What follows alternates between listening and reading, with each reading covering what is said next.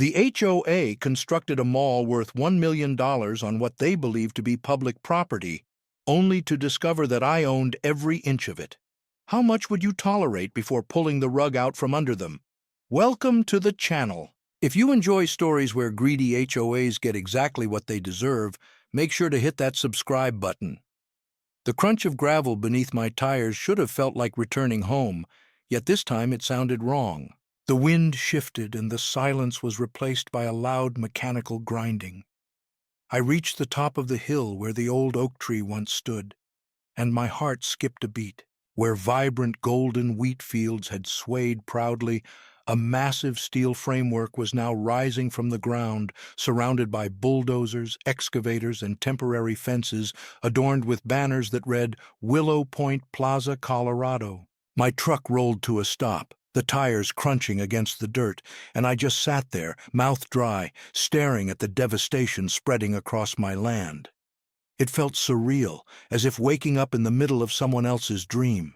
My farmland, my property, was being stripped, graded, leveled, and transformed into a shopping mall. The place where I had grown up working alongside my grandfather, the soil enriched with our sweat each planting season, the land my family had owned since 1903 was disappearing. I had only been away for a short while, 3 months, maybe 4.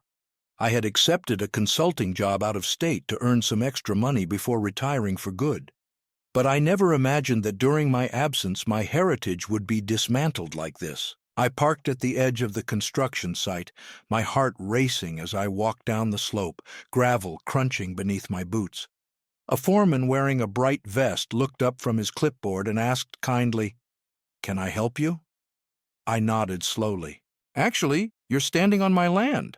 His brow furrowed as he gave me a scrutinizing look. "You're the owner of parcel 1149? "Yes," I replied, my voice firm. "The one with the old well and the blue barn, or at least it used to have them." The foreman's expression shifted, suddenly uneasy. "We were told this land belongs to the Willowcrest HOA. Contracts are signed, development permits in place, and this project has been in the works for 2 years." A chill ran through me. "The HOA does not own this land," I said sharply. "I never sold it or granted any permission. This is private property." His face flushed slightly. "You'll have to talk to the board." "We're only following orders." He pointed to a cluster of luxury trailers at the far end of the site, temporary offices equipped with power and tinted windows. My legs moved me faster than my thoughts could keep up. I was halfway up the steps when the receptionist looked up from her desk. "Can I help you?" she asked. "I need to speak with whoever's in charge," I snapped. "This is my land you're building on." She hesitated, then stood and knocked on a door marked Project Director and Development Committee. It opened, and there she was, Karen, the queen of the HOA, her hair perfectly styled, blazer too sharp for actual labor, and that infuriatingly smug look on her face, the faint smile she always wore whenever she thought she had the advantage. "Well, well," she said, looking me up and down. "You're back early. What on earth is happening here?" I growled as I stepped into her office without being invited. "You are building a blasted shopping mall on my land." Karen did not flinch. Instead, she calmly opened a thick folder. "This parcel was designated for community use in the updated zoning map. Your absence caused confusion over ownership. The board voted, the county approved the permits. Everything is signed and sealed." I snatched the documents from her and scanned them. Permits, zoning stamps, and an HOA resolution, but none bore my signature. "I never sold this land," I hissed. "I never gave approval for any of this." Karen tilted her head. "It is possible the title records were not updated. You know how old properties tend to get lost in the shuffle. Perhaps your grandfather forgot to file something long ago. These things happen." I could barely hear her over the roaring in my ears. "You must have forged something," I muttered, "or pressured someone. That is the only explanation for this." "Let us not get accusatory," Karen replied, her voice still sickly sweet. "If you feel something is wrong, you are welcome to file a formal complaint, but I would advise against causing trouble. This project benefits everyone. It is progress." I left the trailer before I could do something I would regret. My fists were clenched, my heart pounding, my mind racing.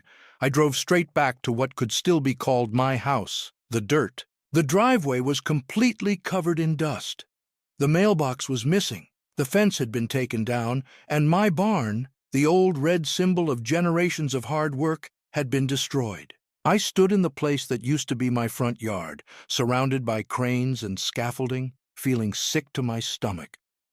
That night I sifted through every file cabinet in the house, deeds, titles, letters from the county. My grandfather had kept everything, and so had I.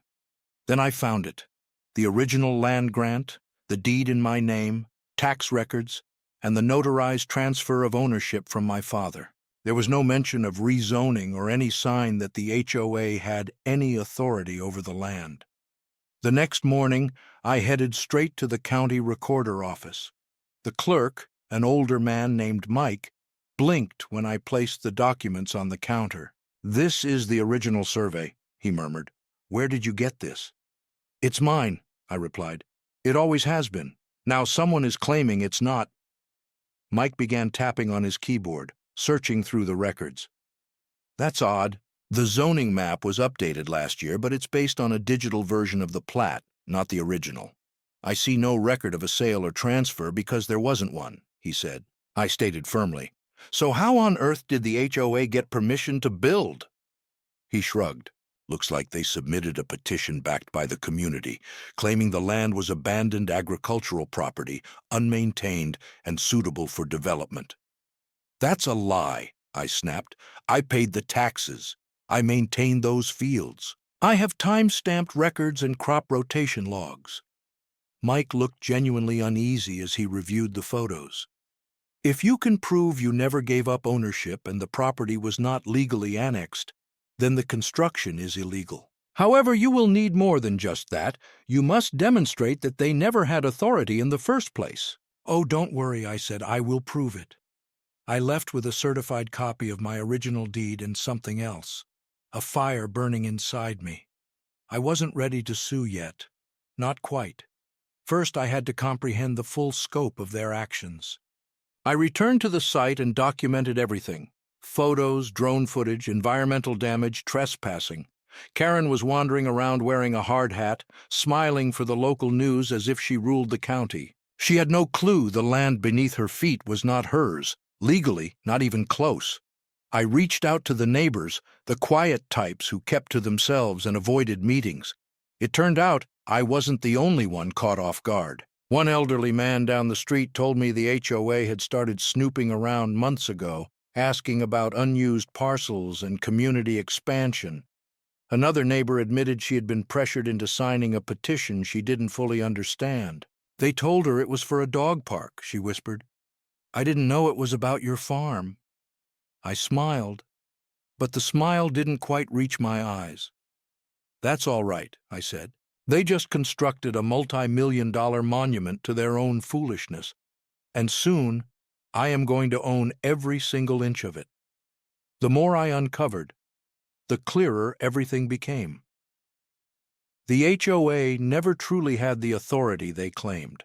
They never did their due diligence, assuming I was gone and no one would pay attention. They forgot that some land has its own defenses, and they blindly stepped right into the lion's den. I could have stopped them immediately with the documents in my possession. I could have gone straight to the county office and filed an injunction to halt the entire project instantly. But I chose not to, because something my grandfather once told me resonated in my mind. "Let them build their castle on your land, son, because the deed always prevails." I wasn't just holding papers anymore. I was holding a powerful weapon, and the longer I waited, the stronger it became. The following morning, I drove across 3 towns to meet with an old friend, Marcus Bennett, a real estate lawyer I had known since college. I spread everything out on his kitchen table. Original deeds, certified copies, tax records, aerial photos dating back decades. Marcus studied them in silence, sipping his black coffee until his gaze settled on a yellow document folded into thirds. "Where did you find this?" he asked. "From the back of a drawer in my grandfather's office," I replied. Because this, he said, pointing to the fine print, is not just a deed. This is a protective covenant filed in 1982, notarized and reaffirmed when your father took ownership in '96. Look here. His finger traced a nearly faded clause that nearly stopped my heart. The subject parcel shall remain exempt from all municipal annexation zoning. Reassignment and third-party governance are not allowed by anyone not explicitly named within this deed, including but not limited to the homeowners association boards or improvement committees. I stared at him. They can't touch me, I said. Marcus nodded. I'm telling you, not only did they have no right to claim your land, but the HOA never had jurisdiction in the first place. You're grandfathered, and grandfathered strong. I laughed, but Marcus wasn't done. He flipped the page and squinted at a barely visible paragraph near the bottom. Now this, he said slowly, is where it gets interesting. I leaned over the table. The print was tiny and faded, but the meaning was crystal clear. Any structure built on the parcel without the deed holder's written consent will, upon completion, become the sole property of that deed holder, regardless of who financed it, who did the work, or what it's intended for. My stomach sank. Wait, what? You heard me, Marcus said, a slow smile creeping across his face. If they finish constructing that mall, it's all yours, every single brick. For a long moment, I just sat there. The only sound in the room was the wind rustling the blinds. Marcus leaned back in his chair, arms crossed, watching me absorb the news. You know what this means, right? He asked. If you let them finish, you'll own a fully developed commercial mall that someone else paid for. I realized what it meant. So I don't have to do anything, I admitted, a smirk spreading across my face. Just sit back, stay quiet, and let them think they're winning. From that day on, that was the plan. At one point, I became the most cooperative and untroubled landowner in the entire county. I stopped voicing objections and quit attending meetings altogether. I even allowed Karen to think she had completely defeated me. At the following HOA gathering, I stood up and declared that if the project benefited the community, I would not interfere. Karen smiled as if she had just won a great battle. There was applause, and some residents quietly remarked that I had finally come to my senses. I played my role perfectly. Never argued, never fought back, simply smiled, nodded, and observed as they funneled every last penny into my property. I kept meticulous records of everything. Delivery trucks, concrete mixers, blueprints left carelessly by negligent contractors.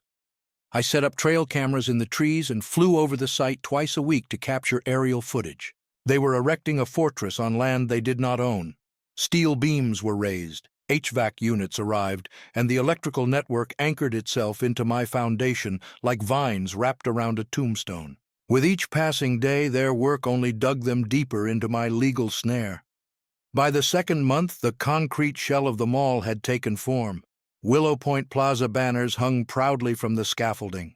Karen gave interviews to the local newspaper, grinning beneath her hard hat and declaring this would bring a new age of prosperity to the community. I clipped every article and saved every quote. Every night I sat at my kitchen table sifting through invoices I had found discarded in unlocked dumpsters. $320,000 for HVAC installation, $145,000 for interior framing, and so on. Over $3,200,000 flowed into the project in less than 9 days, all on land that still carried my name in the tax records. Untouched and untouchable, every time a truck rolled onto that site, I smiled. Each brick they set, each dollar spent, only drove the hook deeper. Karen was not merely arrogant, she was reckless. She had ignored county inspection procedures and flaunted permits like trophies without ever reading the fine print. She believed she could steamroll me, assuming my absence signaled defeat. But the truth was, I was patiently waiting for her to make a fatal mistake, and she was doing a spectacular job of it. One day, I stopped by the construction site carrying a box of donuts. I told the workers, "Figured you all could use a treat." They waved and thanked me. One of them asked if I lived nearby, and I nodded. I used to farm this land. I guess in a way I still do. The foreman chuckled and said, "Well, at least you're not like that other guy who keeps calling the county."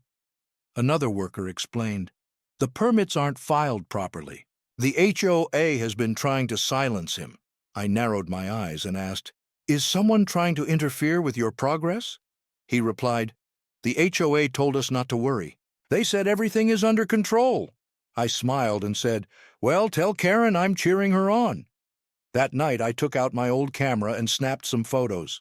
The roof had just been completed, power lines were installed, and tenants had even been announced in press releases. Restaurants, gyms, boutiques, and a high-end coffee shop chain were all part of the plan. I printed the pictures and added them to my collection. I organized a binder and titled it Evidence of Transfer Structure Completion. Marcus confirmed it with a chuckle over the phone, saying they were practically handing over the keys. He mentioned that the finish line was in sight, and once they cut the ribbon, I asked what then. Marcus replied, "You just walk in, drop the deed on the front desk, and tell them to pack up their belongings because they have just crafted your retirement plan for the next 6 weeks." I played my part flawlessly. Emails from the HOA went ignored. HOA fees were paid promptly, and I even gave a wave to Karen whenever I saw her walking her dog. It seemed like things were progressing well. I had to admit, it was starting to look pretty impressive. She would beam at me with that plastic smile and say she was glad I had changed my mind. She talked about building something that would last for decades. Yes, it would last, I thought. It would stand as a monument to their foolishness. The final piece came together when I noticed a banner announcing a grand opening this Saturday, complete with a ribbon cutting featuring Mayor Lucas, food trucks, live music, and local press, a celebration of the community's greatest accomplishment. I circled the date in bright red ink and called Marcus. "It was time," I said. "Are you sure?" he asked. "Absolutely," I replied. "Let them cut the ribbon, let them celebrate." Then we struck the blow. "You're really going to let her enjoy the spotlight first?" "Definitely," I said, "because the look on her face after will be 10 times better." So I waited. I observed. I smiled. I let them dig themselves deeper and deeper into a grave they didn't even realize existed. And when the project was settled and the last bolt was secured, I was waiting because they were not. They were not just building any mall, they were building my mall, even though they had no idea yet. It felt like witnessing a beast grow fangs. What started as concrete foundations and steel frames quickly morphed into a towering symbol of arrogance, adorned with neon signs, glass walls, and a parking lot that swallowed the horizon. They named it Willow Point Plaza, but I had my own name for it. I observed from the shadows along my property line as Karen and her inner circle paraded across my land wearing hard hats and designer boots, smiling for newspaper photographers as if they had just discovered a cure for cancer. Large renderings were displayed on fences, glossy sketches of cafes, luxury stores, and rooftop yoga. Karen even granted interviews to the local paper, praising the HOA's vision for sustainable development and claiming this mall would revive the county and boost property values everywhere. I clipped every article, saved every press release, and archived every mention of a community-funded, member-supported project. They were capturing their own demise in high definition, while I was there at every HOA meeting, sitting in the third row with a blank face and a legal pad I never used. I became the quiet one, the former farmer turned obedient neighbor. Karen made a point of nodding at me with that smug grin, as if she were gently patting a child's head. Some people just never learn. She once shouted loudly, enough for everyone in the room to hear, that I needed to know when to let go. I had brought up a small issue about noise levels. While everyone laughed, I did not, though I recorded it because every time Karen spoke, she provided another piece of evidence for my case. Behind the curtain of celebration and PR stunts, the HOA was losing money and showed no concern. They were quietly diverting funds from the General Reserve account without member approval. I discovered ledger copies accidentally left on a copier tray at the HOA's temporary office when I stopped by to collect a welcome back packet they insisted I needed. I scanned the documents when no one was paying attention, and what I uncovered made me clench my jaw. There was a $212,000 entry labeled Pre-Construction Planning, $87,000 allocated to landscaping added to the HOA's maintenance fund, and another $140,000 spent on Community advertising, which covered just the flashy billboard campaign. They were using residents' dues to fund a multi-million-dollar project on land they did not even own. The fraud was practically obvious, yet no one questioned it because Karen had weaponized her charm, authority, and intimidation. Anyone who resisted was suddenly fined, cited, or worse, removed. That was exactly the fate of George and Linda Bishop, an elderly couple living 2 doors down from the construction area. George had raised concerns about a zoning variance during an HOA meeting, pointing out issues like noise pollution and the disruption to migratory birds. 2 days later, they received an official notice stating that their front-facing garage did not meet the updated design standards, even though that garage had remained unchanged since 1984. About a week later, they were fined $300 for lawn edging that failed to comply. Then came the most serious warning. Failure to resolve repeated violations would lead to legal action and possible eviction according to Covenant Clause 9.7. They had no choice but to accept it. They lacked the money and the strength to fight back. Within 1 month, their house stood empty, the porch swing gently swaying in the breeze as if waiting for someone who would never return. I took pictures of their notice and saved every email they sent to me. Linda cried when they left. I assured her that everything would be fine, and I meant it, because the more Karen pressured the neighborhood, the more I let her believe she was winning. Each shovel of dirt that was turned was another nail in their legal coffin. I observed contractors redirecting stormwater without permission, cutting through tree roots and dumping gravel into wetlands. They buried protected land under the false pretense of expansion. I reported the violations to the EPA anonymously and submitted 3 separate environmental complaints, each supported by GPS data and time-stamped photos. However, I did not file them under my own name yet. I needed to accumulate more evidence. Every violation piled higher, promising a more decisive downfall. The HOA was too intoxicated with power to recognize this. Karen held town hall meetings in the unfinished food court, offering tours to investors and, pretending the scent of damp drywall was a fragrance, Karen declared that this project would triple our home values as if everyone was not already 3 months behind on their HOA dues because she had increased fees to cover the expenses. I stood at the back, sipping punch and feigning admiration, even as I snapped photos of every exposed pipe, every blocked fire exit, and every OSHA violation. They assumed no one would notice. I let her revel in it, waving her arms in front of blueprints like a host on a game show, letting her savor her illusion of control, all while my cameras captured contractors dumping construction waste into the creek behind Lot 12, land that, on paper, still legally belonged to me. My favorite part came during the community appreciation barbecue organized by Karen to ease tensions about the rising HOA fees. She distributed tote bags with the mall logo and little flyers that read, "Built for us, by us." I nearly choked on my pulled pork. Calmly, in front of 2 realtors and the county treasurer, I asked, "Hey, Karen, did you ever find the original title transfer for this parcel? Just curious." Her smile faltered. "Oh, don't worry," she said with a laugh that did not reach her eyes. "It's all been handled." I nodded and said it would be great to see it sometime, family history and all. She excused herself within seconds. That night I caught her assistant rummaging through my mailbox. I did not confront him, just observed through the night vision lens. I added another clip to the trespassing folder on my hard drive. The file was already sizable, but the receipts and HOA expense reports became even bigger. They were suddenly marked as private, yet they were not well secured. Karen's assistant stored internal drafts in a cloud folder but left it unencrypted. A quick Google search of his full name and a few hours of digging later, I had everything: the budget breakdown, the donor lists, and the discretionary fund that covered Karen's leased BMW, which she claimed was a security patrol vehicle. There were $11,000 in consulting fees paid to a firm that her brother owned the vehicle. I was not even angry. I was impressed. She had transformed the HOA scheme into a masterpiece, but every dollar she stole was going into a property she did not own, which made it mine. Every violation she committed was mine.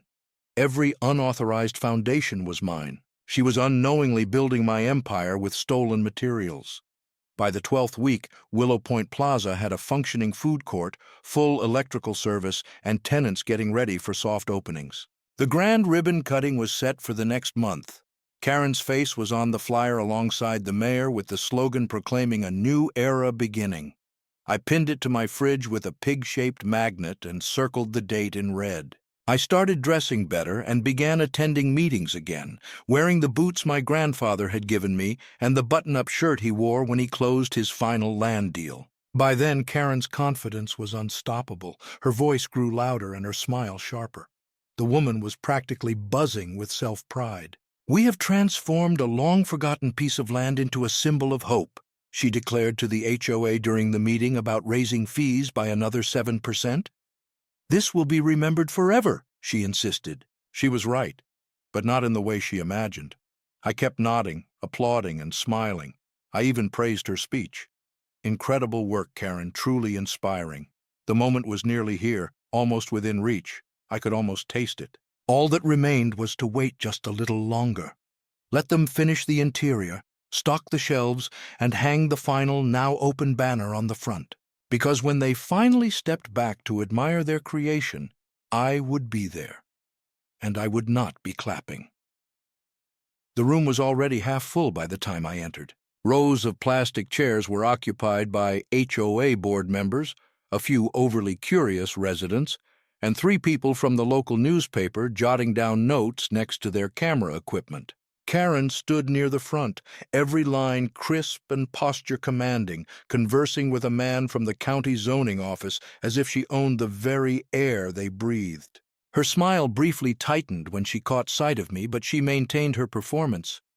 "I didn't think we would see you here tonight," she said, her tone syrupy sweet yet dripping with condescension. "We thought you would have finally accepted the project." "Oh," I answered, as I slowly removed my jacket and draped it over the back of a chair in the front row. "I have made peace with many things." She raised a brow, clearly puzzled. I turned to face the room, clearing my throat. "Thank you all for coming this evening. I realize this meeting was arranged on very short notice, but considering the recent developments, I believe we can all agree that a thorough review of community safety is long overdue." A few residents nodded quietly. Karen tensed up and said she thought this was supposed to be a budget discussion. I responded that it was intended to be, but then I uncovered something quite significant. Actually, several things. The projector behind me flickered on. The first image displayed was an aerial photograph of Willow Point Plaza taken by my drone. The mall stood proudly in the middle of what used to be old farmland, my farmland. "This," I explained, "is the finished building." I clicked through high-resolution images showing every angle: foundations, electrical trenches, heating and ventilation installations, and storm drains, all constructed without the permission of the deed holder. Karen sneered and reminded us we had already discussed this. The parcel was zoned for development. I interrupted her, agreeing that zoning was in place, but zoning does not equate to ownership transfer. That was the first issue we needed to address. I advanced to the next slide, which filled the wall with a scanned document, the certified deed from 1982, signed by my grandfather, later updated by my father, and then by me. The key part was highlighted in a red box. It stated that parcels would remain exempt from HOA control and zoning transfers unless explicitly authorized by the current deed holder with notarized approval.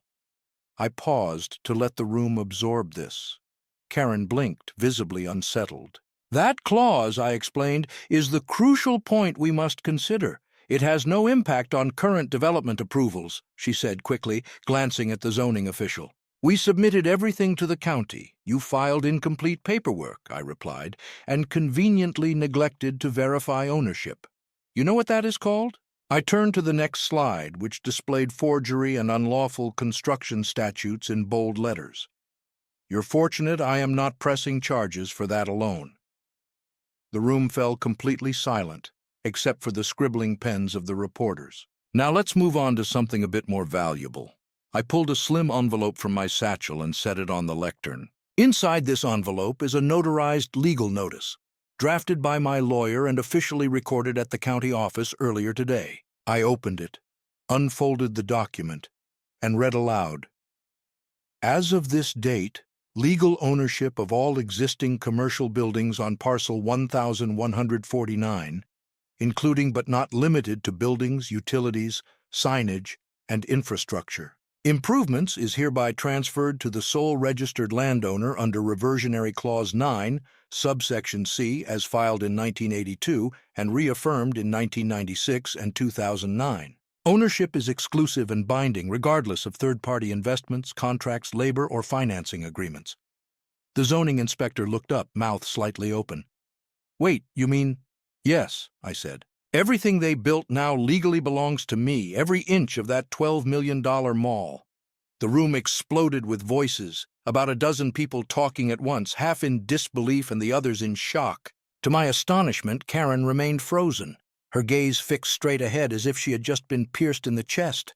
Her skin looked as pale as paper. I clicked to the final slide, a letter of offer from a nationwide real estate investment trust, boldly signed just yesterday. "We are prepared to pay $18,600,000 for full rights and access to Willow Point Plaza, contingent upon proof of ownership and clear title." I held up the page with the offer so everyone could see. Not only do I own it, but there is already a buyer lined up willing to pay a profit. Karen finally found her voice, saying this must be a trick. "You cannot simply take back a project we spent months building." I smiled and responded, "No, you stole the land. I only allowed you to invest a fortune into developing something you never had the rights to. You funneled HOA funds, contract budgets, and private investments into my property. Every brick laid, every pipe installed, all of it belongs to me now." One of the board members leaned toward Karen and whispered furiously, while another stood and walked out. I turned to the zoning official. "This situation will get complicated for your office as well. Someone there failed to verify land ownership before approving construction permits. I suggest you investigate before my attorney makes a call." The official paled and reached for his phone. Karen repeated that this cannot be done, but the tremor in her voice betrayed her fear. I calmly said I have already done so. And here is the best part. Because you used HOA funds without proper disclosure, every homeowner in the community is affected. This neighborhood technically invested in my mall. I turned back to face the crowd and said, "I want to sincerely thank each of you for your contributions. I will make very good use of them." A few gasps and chuckles followed. One woman clapped before realizing what she was doing. Karen reached for any chance to resist and declared, "We will fight this. We will sue. We will drag this out for years." I pulled another envelope from my bag, smaller and heavier this time. I remarked, "That's cute, but the title office disagrees, as does my buyer. If you want to take this to court, go ahead. But this time you will be paying out of your own pockets because you are already under investigation for misusing HOA funds. That budget ledger you lost, I found it and forwarded it to the state attorney's office last week." Karen's face finally showed signs of cracking. Her hands shook, her mouth opened, yet no words came out. I slowly approached her, leaned in, and whispered so only she could hear, "You should have left my land alone." Then I turned back to the crowd and held up the final document, my formal declaration of ownership, signed, sealed, and filed. "This isn't a protest," I said. "This is a transfer of power. You have all been living under a queen. Now it is time to welcome the landlord." The zoning official stood and confirmed the notice. Reporters snapped countless photos. Karen simply sat there, staring at the ground as the empire she had built on my land collapsed beneath her like the fragile house of cards it always was. I had let her believe she had won, but the truth was very different. Her parade of celebration, boasting, and triumph had ended, and now I owned everything thanks to her money, her votes, and her name stamped on every receipt. It was the most rewarding real estate deal of my life, and I had not spent a single cent. It all began like a faint tremor. Quiet whispers in driveways, soft gasps over morning coffee. But by the end of the week, it had turned into a full-scale earthquake. Karen Monroe's empire cracked and then collapsed under the burden of its own arrogance. The story first broke in the local news, the first mall built on private land, the HOA facing a legal nightmare. Soon after, the regional outlets picked up the story. By Monday, A state investigator was on site, going through the financial records I had generously leaked to the press. HOA members who once smiled alongside Karen at ribbon-cutting ceremonies were now refusing her calls. They were too busy consulting their lawyers. An emergency meeting was called, this time without Karen. The board faced accusations of financial mismanagement, embezzlement, and reckless governance. They voted unanimously to remove her from the position of president. Some members tried to distance themselves, claiming they had been misled and unaware of the land's true ownership. But I had the documents, emails, timestamps, and minutes from supposedly private closed meetings, and so did the state attorney's office. One by one, they fell like dominoes. Karen's closest allies on the board resigned under pressure, some to avoid deeper scrutiny, others because the situation became too intense. I watched every moment unfold. I would relax on my porch with a cold drink in hand, just like my grandfather used to do, watching the sun sink below the wheat fields. But those fields had transformed into something far more significant than just crops. They became leverage. They became a legacy. They became my fortress. Within days, a class action lawsuit started brewing. Angry residents, many of whom never supported the mall from the beginning, discovered that their HOA fees, thousands of dollars over the past year, had been funneled into a development that now belonged solely to me. They had financed Karen's vanity project and then watched me walk away with it. It was not only humiliation, it was betrayal. Some demanded refunds, others called for resignations, and a few even wanted jail time. I stayed quiet. I did not need to boast. The facts spoke for themselves. Meanwhile, my phone kept ringing. The buyer I had spoken to previously remained interested, now even more eager since I owned the mall outright with no liens, no partners, and no red tape. We completed the paperwork within a week. $18,600,000 were wired directly into my account. I walked into the county recorder's office with the signed transfer documents and walked out a multimillionaire, and not a single dollar had come from my own pocket. The final twist: the HOA had already spent more than $3,500,000 on the project before construction even began. Legal fees, consulting firms, landscaping, promotional events, everything was gone. Their bank accounts drained, their reputation shattered. The mall had been ruined, yet it continued to operate under new management. The new owner, a retail investment group, kindly renamed it in my honor as Miller Commons. My grandfather would have found it hilarious. I had the new sign placed above the main entrance, right where Karen's original Willow Point Plaza letters had once been. I did not invite her to the unveiling. I did not need to. She saw it anyway, I know, because I watched her car slowly pass the entrance the morning the sign went up. She did not stop or wave. She simply drove by her greatest failure, the one she could never undo. Her house, once the pride of the HOA, began to decay. Property values fell, buyers backed out, and rumors spread. Without Karen pulling the strings, her kingdom crumbled. She tried to hold on, repainting the trim and replacing the lawn, but the scent of scandal was overpowering. Eventually, a for sale sign appeared out front. I noticed the moving truck weeks later, with Karen standing on the curb, sunglasses hiding half her face. She did not even look at me when I waved. That was fine. I did not need a farewell. Just watching her get into the passenger seat of that beaten-up sedan, her least favorite BMW having been repossessed months before, was enough. Across the street, new board members were being elected, people with actual integrity, or at least enough caution not to repeat her mistakes. The HOA's influence shrank back to what it had always been meant to be, simply caring for the lawn. Conflicts over fence approvals and summer potlucks are gone. No more empires, no more shopping centers. As for my land, it was now completely free from the HOA's control. I submitted a declaration of exemption supported by historical records, legal acknowledgement, and of course a generous contribution to the local Historical Preservation Society. I even erected a small fence, more symbolic than anything else, marking the boundary of the property. No trespassing, no surveys, no development, unless I say otherwise. and believe me, I will not allow it. The funny thing is, I did not need the money. Sure, it is comfortable to have a few $1 million, and I bought myself a new truck and renovated the old farmhouse, but that was never the goal. This was never about becoming wealthy. It was about proving a point, a lesson my grandfather instilled in me when I was just learning to walk.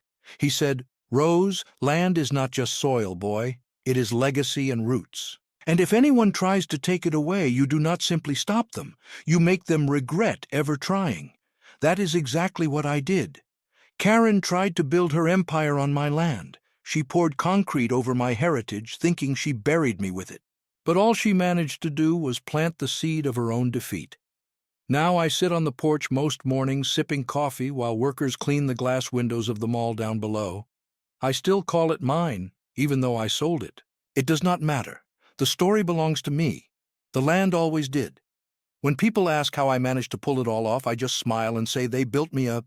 First, I allowed them to take action, then I sold it. I witnessed the shock sink in when they realized the true implications of what had happened. I didn't simply defeat the HOA, I manipulated them. I transformed their greed into my profit, their arrogance into my advantage, and their signatures into an unbreakable contract they never bothered to read. That farmland they dismissed as worthless, empty land became the most potent legal trap in the entire area, and they walked right into it, eyes wide open and wallets ready, believing they held the power. But I was always the one driving the situation, always in control. All I had to do was wait and watch as they dug their own downfall. Now I'm retired, living comfortably and free. The HOA never troubles me because they know better. Everyone knows Karen's name, yet it is only spoken as a warning, whispered behind hedges and in mailbox talks.